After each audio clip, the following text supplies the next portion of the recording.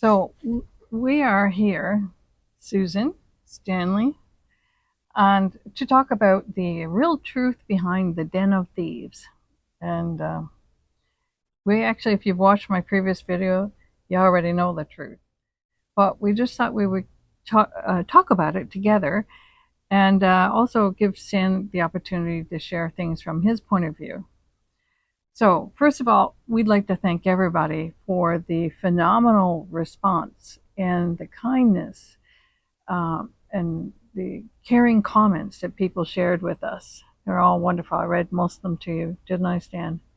Quite a few. There was 575 comments, and we are at 132K views. And I had no idea when I put up the video that it was going to be like that. But the thing that everybody seemed to resonate with the most was the dementia aspects. And so many caregivers, people with loved ones who have various types of dementia, even people who have Lewy body dementia, wrote in and shared their stories. And personally, I'm just awash with all the compliments and words of encouragement, even the ideas and suggestions that were made. So,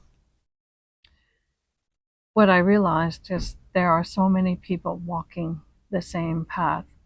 For Stanley and I, the diagnosis is it's new. It's only this year, April 2026.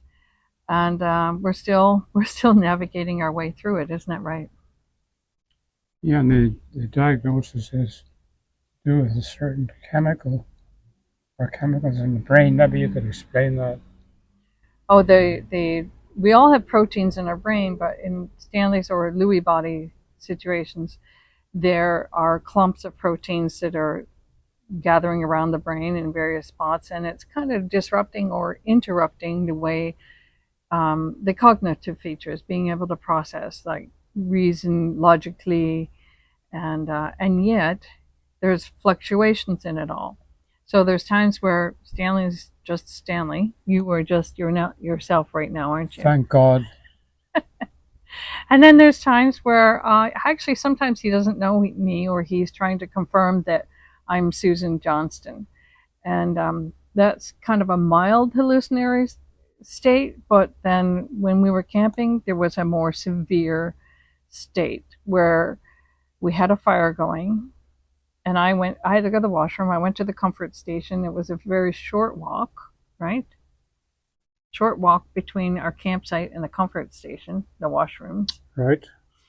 And I came back with my flashlight, had a little light on it. And by that, Stanley's brain said, there's a gang of motorcycles coming. And I was part of it, apparently. And they're coming to steal our stuff. And so when I approached him, he said, "Are you a den of thieves?" And I'm like, "What?" A den of thieves. And he just felt that I had arrived on my motorcycle with a gang and we're going to take his stuff. So, did that feel threatening to you? Like, how did you feel at that time? Well, I felt a bit threatened because it was a completely new experience. And yet, in other ways, it wasn't actually real. It was like hallucinatory and very hard to describe. But I just know that it came from what I was eventually diagnosed with was The Lewy bodies. Lewy bodies.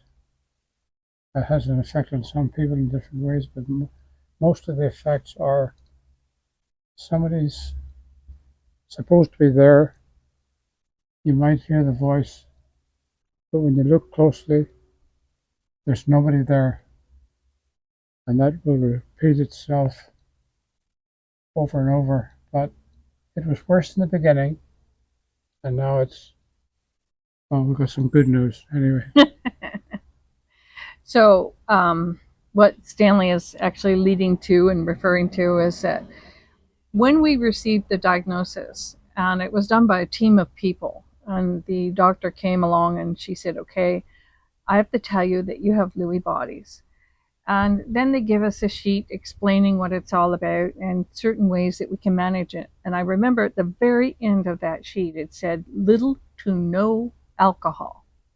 And we're not big drinkers, maybe once or twice a week, have a glass of wine with some friends or, you know, birthday celebration or something. So when they said little to no alcohol, I thought, well, really, there's no change needed in our life. But Well, then the reality of alcohol is so strong. Like I still remember that medical officer saying little or no alcohol with Lewy bodies. So when we actually, I'm jumping a couple of steps here. When we eventually got home again, and I decided that for alcohol, I don't need you anymore.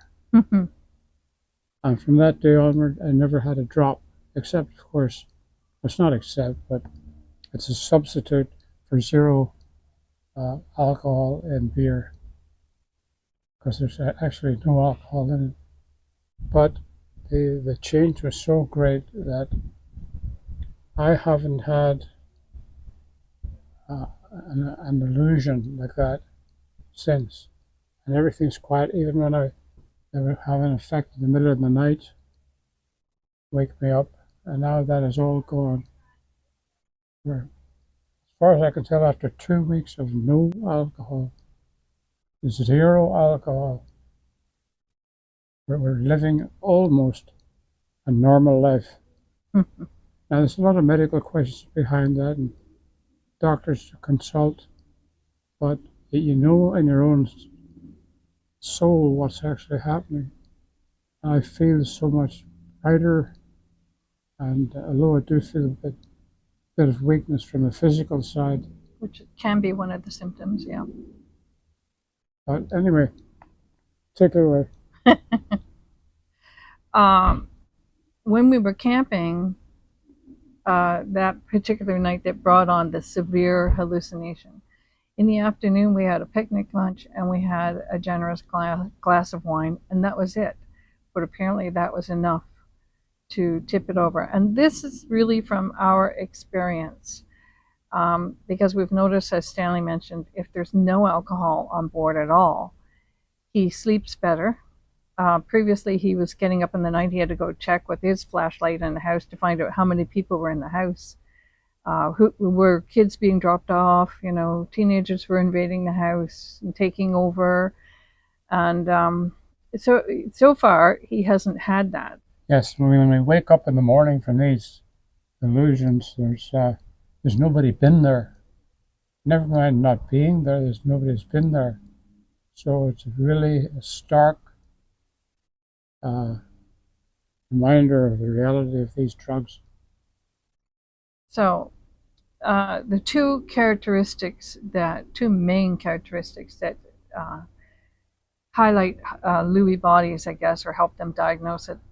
So compared to, let's say, Alzheimer's or anything else, are the REM sleep disturbances at night, getting up, moving around, acting out his dreams. One night you were pulling away at your house coat on the coat rack and, okay, Yeah, buddy, what's going on here? but that's a way back, that we haven't had anything like that in a couple of weeks anyway. Yeah, so a lot of these incidences are fairly isolated. And the milder ones, like, you know, are you Susan Johnston, or how many people, or where did your friend go? Those are very short term, and it's Yeah. easy to sort of reset your mind. Sometimes we just say, well, Stan, that's just Louis Bananas. Yeah, we That's call them Louis, and the kids got onto that and thought it was kind of funny, Louis Bananas, but Louis Bananas isn't nearly as effective as he was a couple of weeks ago. you It's mean very, it's not affecting you as it's much? not affecting me, that's what Yeah, I mean. yeah. And when something doesn't affect you, it has a personal impact upon your life. So, cheers. Let's end off. This was just a short note. What's your typical day look like? Well, typical day is get up reasonably early, 7 o'clock, and serve breakfast to the Queen, That would be me. who's sitting waiting for the goodies. And then I'll have a quiet time, read maybe something from the Bible, maybe something from The book you're reading. the book I'm reading at the time. Anyway, then out for a good stiff walk. And not stiff, by the way. Encourage them completely and say, well, it's going to be like that, I'm going to drink beer. You know, You're on now. if I keep saying soften the blow, and they might say, well, okay, let's soften the blow and have a few beers. But I don't think they got that. What is this on right I now? told you. I said, yeah. You edit that out. You're What on. was that? You're on. You're on. Oh. The recognition part of who's who in our house is pretty well steadfast. I always know when Susan's about or she's come into the room, and some of the kids might drop by. I know every one of them by name, so I'm not debilitated by that. Certainly not at the present time. It's not a memory thing, but it is a hallucinatory Yes. issue. So And when you don't know who I am, that's when you have a mild hallucination thing going on. the don't know who you are hasn't happened to me for quite some time. About a week. A good week, anyway. I guess that seems like a long time. So walking in the morning is good. Right at lunch, then have a little doze on the sofa. Drift. Snack. We call it a drift. Yeah. Have a drift nap. on the sofa, and then the afternoon, well, so many things. But sometimes we have a little picnic. In fact, we're out in the garden right now, enjoying this. And then it's supper, 6 o'clock. And then an evening, maybe a baseball, in the winter hockey. Watch that on TV. And even supper time, you used to do most of the cooking, and then you stopped doing it. And then you told me once that you didn't like to do it anymore, which surprised me. So I took it up, but now you're getting back into it again. Well, it is a bit of fun. I just don't want to be doing it every day. Who But anyway, I does? think I'm a productive human being, and I've spent a good life doing things and little few lazy moments here and there. But anyway, then I go to bed for about 11 o'clock, and there's no incident really of anything during the night. Yep, we haven't had anything definitely for a couple of weeks. Yep. Which means Okay, that I can get some sleep too. absolutely. Well, that's it. Go to see the specialist on the 1st of September.